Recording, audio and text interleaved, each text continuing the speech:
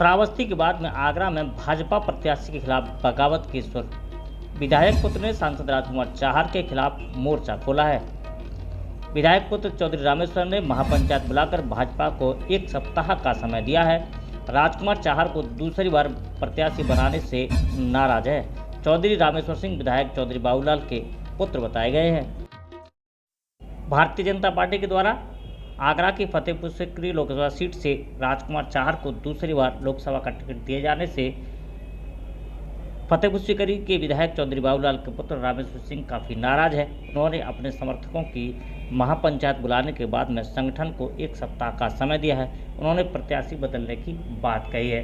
बुधवार को किरावल स्थित रघुनाथ सिंह महाविद्यालय में महापंचायत का आयोजन किया गया, जिसमें हजारों लोग उन्हें सुनने के लिए पहुंचे। बताते चले कि कई वर्षों से जनता के हर सुख दुख के हमराही बनने वाले विधायक पुत्र को उम्मीद थी कि इस बार पार्टी उन्हें टिकट देगी, लेकिन टिकट पुनः राजकुमार चाहर को मिला। विधायक पुत्र के बगावती तेवर साफ नजर आ रहे हैं। उन्होंने कहा कि पार्टी द्वारा एक सर्वे कराया जाना चाहिए, जिससे नेतृत्व को पता चले कि जनता क्या चाहती है। वहीं रामेश्वर कहते हैं कि जनता ने अगर चुनाव में उतरने का कहा तो वे जल्द ही लोकसभा के चुनाव में दावेदारी कर सकते हैं।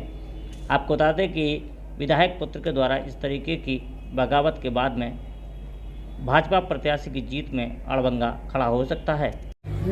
और 50 दिन राजपा जैसी दो बार उन्होंने राजपा झेलने का काम किया आपके लिए। जो व्यक्ति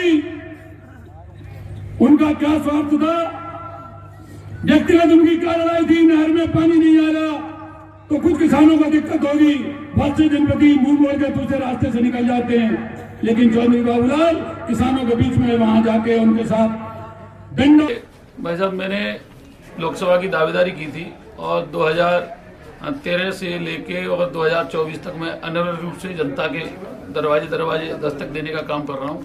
सुख में, दुख में, ब्याह में, शादी में, छोचक में, उस सब में मेरी उपस्थिति लगभग 99.9% रहती है। और इसी परिप्रेक्ष्य में मैंने लोकसभा के लिए आवेदन किया था और केंद्रीय नेतृत्व से मैंने अपने टिकट के लिए आवेदन किया, क्योंकि मैं 2 लोकसभा के चुनाव भी लड़ चुका हूँ। 1998 में मैं आगरा लोकसभा से चुनाव लड़ा था, इसमें द्वितीय स्थान मिला मुझे। लगभग 2 लाख वोट निर्दलीय रूप से मुझे मिले। और उसके बाद मैं मथुरा लड़ा, जहाँ 2 लाख वोट पे प्रत्याशी हार जीत हो जाती है, वहाँ मुझे इतने भारी भरकम जनता ने प्यार दिया। इसी परिप्रेक्ष्य में मैंने लोगों को यहाँ आमंत्रित किया था। 5 विधानसभाओं के लगभग 100 लोगों को मैंने आमंत्रित किया था, कार्यकर्ताओं को, जिससे उनकी राय जानी जाए और आगे हमें क्या कदम उठाना है कि नहीं उठाना है। जो भी निर्णय हो कार्यकर्ताओं का, उसके लिए मैंने बुलाया था। लेकिन संख्या हजारों में पहुंच गई, संख्या बुलाई थी सैकड़ों में, हजारों में पहुंच गई।